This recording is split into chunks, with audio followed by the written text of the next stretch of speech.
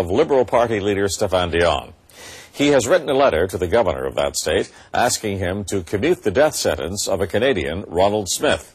Dion says he's doing what Prime Minister Stephen Harper should be doing as a matter of long-standing Canadian law and policy. CTV's chief political correspondent Craig Oliver explains. If the government of Canada won't act to get Canadian convicted murderer Ronald Smith off death row, Stéphane Dion will.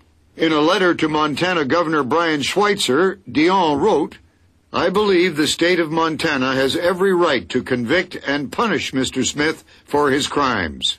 And that is why I am not seeking his return to Canada. I ask only that you commute Mr. Smith's death sentence."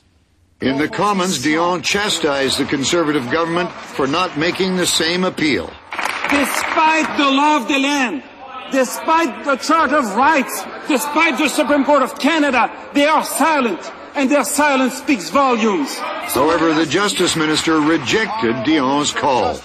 Individuals who commit multiple murders or mass murderers abroad in a democratic country that adheres to the rule of law cannot necessarily count on the Canadian government to claim clemency and repatriation back to this country.